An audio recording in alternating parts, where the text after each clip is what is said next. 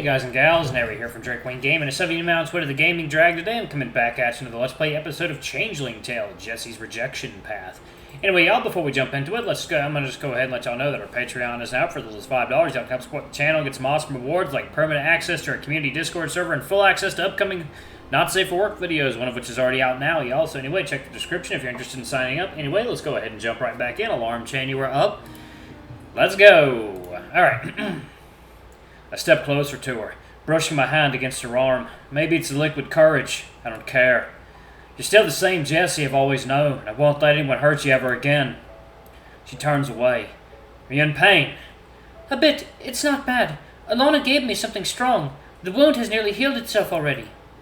I was scared. For you. For us. Malcolm, stop. There can't be an us. Alana gave you a choice. To be a monster?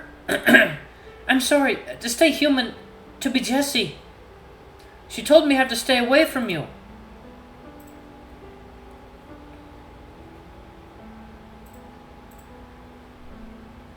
She pushes me away and goes back to packing. Is that what you want? It's not about what I want. It's what's safe for both of us. Maybe she's right.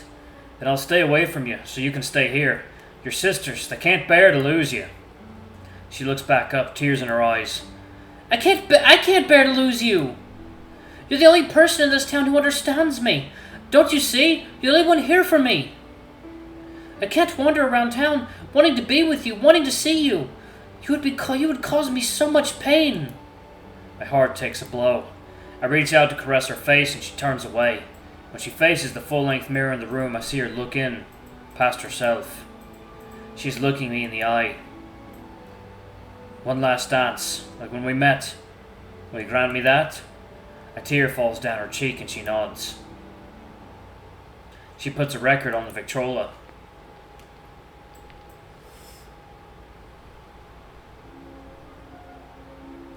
She takes my hand and draws me close. One last dance. Our bodies cling together, our hips sway in unison, my aching heart beats close to hers. This is the woman who showed me that there is still beauty in this world, to live in the present and never stop living. I will, Jessie, and I will cherish this moment, even if it's our last together.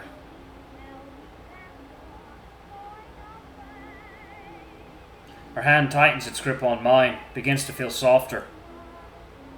Ha! Small, sharp nails poke through her satin gloves. I look up at her face. Behind the tears, her eyes are turning yellow. Fangs poke out from behind carefully made-up lips.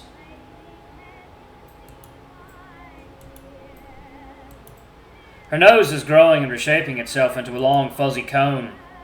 God, please don't be copyrighted, you freaking music song. Her dress loosens, exposing her voluptuous shape. Tail. The air in the room has become thick with energy. Jessie's eyes grow wide as she realizes what's happening, too.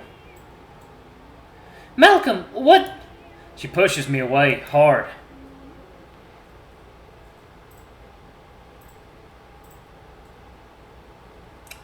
No, not now. Not like this. She stands before the mirror, looking panicked, ashamed. No, I should have listened. Malcolm, why did you listen? Why couldn't you let me just leave? I stand before this wolf, this girl, dumbfounded. Second now, water time. Or coffee time, I should say.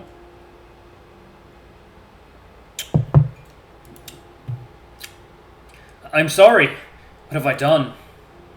Intangible energy hovers in the room. Love, Alana had said. Could our feelings really be so potent?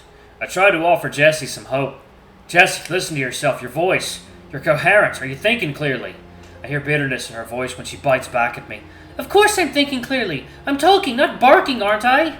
Then you're still you inside. We can fix this. Malcolm, this is what I am. Who I am. She sobs. I'm a monster. No, you're Jessie. You're who you want to be. But, Malcolm, that's what I mean. Her voice gets very quiet. I think a part of me wants this. What can I do? I come up behind her and reach out, petting her back. She pulls back at first and lets me touch her, stroke her. Her fur is soft and silky to the touch. Come here, come to me. Malcolm, don't! It's not safe! It has to be safe, and I want you close to me. She shakes her head. No, this isn't normal. This is why Alana told me to stay away from you. I can't live a life like this. I'm an animal. And pushed away again.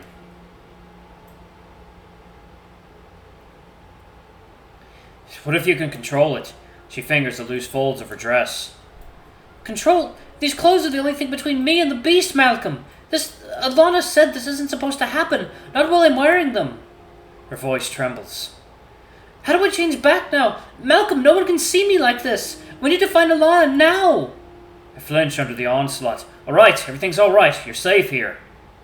I do my best to clear my head and think, to open my mind. I can't help but feel the lingering aura. It feels much like it did during the ritual, but this time something is different. There's a harmony to it that was not there before. Jessie. I take her hand and look into her lupine eyes. Try. What? Alana doesn't know you like I do. You've always made your own destiny. I think you have more control than she realizes. Jessie's wolfish features contort. You're daft. Maybe, but we've only scratched the surface of this fairy tale. Your tale. Are you going to let Alana dictate what is and isn't possible? Jessie is skeptical, but I can see some of her confidence returning. Breathe deeply, calmly, focus. On what? On what you want to be. Jessie closes her eyes, looking so serene. My thumb can feel her pulse racing through the fur on her wrist. Keep trying. We stand in silence. Her breath slows until it is light and steady. The energy in the room begins to shift. Slowly, the soft hairs on her arms begin to recede. It's working! Just stay still! I can barely suppress my excitement. I am in awe. It's my Jessie. Eventually, her body transforms.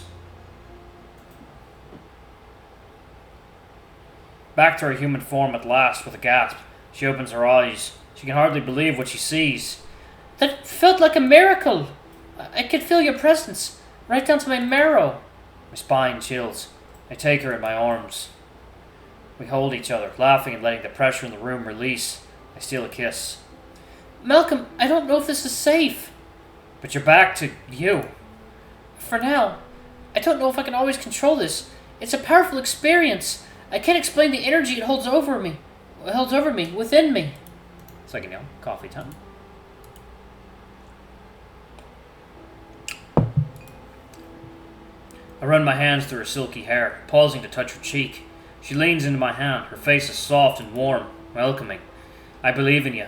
The power is yours to control. Is it? I catch her eyeing her suitcase. This is all too much. It would be easier if I left, but... Yes?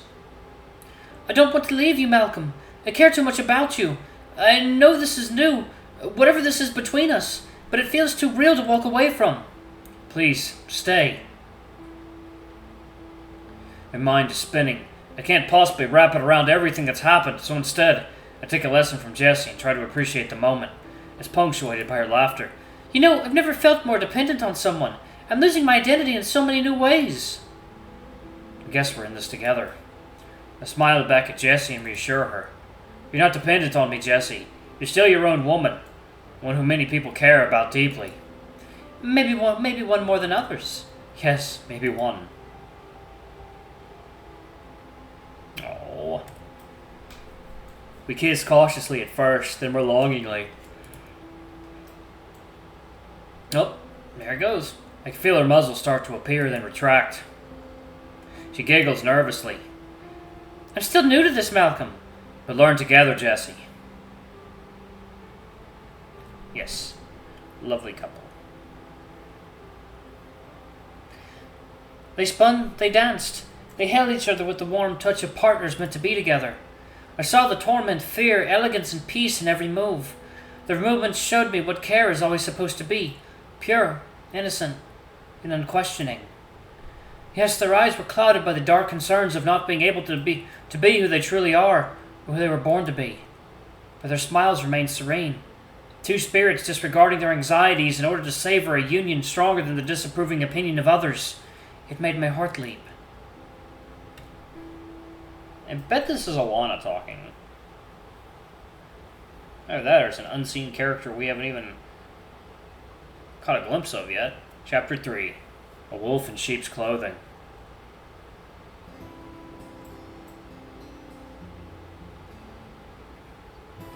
Don't dally. Come on, we're almost there. I could barely catch my breath. We bolted from the stag and nanny like giddy schoolchildren, leaving Bulgaria bewildered and have been running ever since. It seems Jessie wasn't exaggerating about her recovery. She's full of energy, and it's a struggle to keep up with her as ever. Almost where? She skids to a stop at the top of the hill, graciously letting me catch up. Here! Here is a hill well outside of town, along the road to our farms, a hill she'd raced me to the top of just a few nights ago. The memories come flooding back. Ha! Is that your game? Well, you won fair and square this time, so... I plant a huge kiss on her mouth and she eagerly accepts. We hold each other close until she abruptly pushes me away. Stop distracting me, I'm on a mission. A mission? Very well. We've taken the hill, Miss Jessie. What next? Like, coffee time.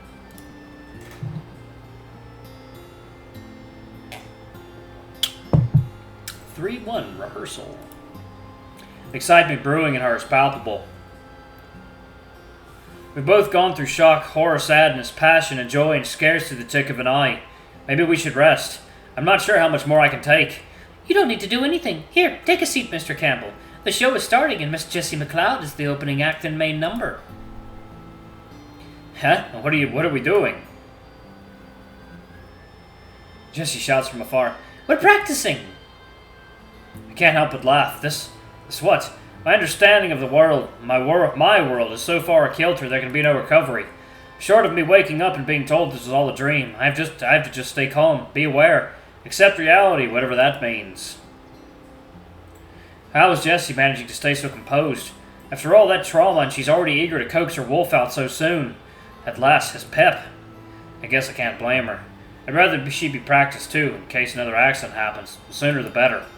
I just hope Jessie has enough control over this to not hurt herself, or for that matter, not to hurt me. A shiver runs through me as I think of those ferocious fangs bearing down upon me last night. She wouldn't, would she? The last thing I need is a werewolf bite. It'd be a bugger to tell Gran how I got that tear in my shirt. Jessie stands like a statue on top of the hill while I tuck my legs under, trying to get comfortable in the damp grass. I'm going to make it happen. I bet you will. Look at me, cheering her on when someone could come walking down the road at any moment. Perhaps Jessie's audaciousness is contagious. Her enthusiasm certainly is. To watch her now is like watching a creature set free. She is at once wild and playful, running and spinning, looking full of eagerness and excitement. Until she can't change. It's not working. Malcolm, what am I doing wrong? I stand briefly and tug on her dress straps. There's probably one thing standing in your way. Oh! She smiles coyly, and with a pull of her dress, she begins to slip out of her work clothes. Malcolm, can a lady have a little privacy in which to change? Of course. Sorry. I swallow and avert my eyes, and remind the fact that she is undressing out the open. A glance up and down the road confirms that no one else is around to witness the spectacle, at least. I hear sounds coming from the brush behind me. It takes every ounce of discipline not to look. Is her effort succeeding this time? Alright, y'all, I'm going to go ahead and pause it right there. Thank you all so much for watching. Don't forget to like, comment, subscribe, ring that notification bell, and check out our Patreon if you can. It always helps. Anyway, I love you all, and I'll see you all in the next video. Bye-bye!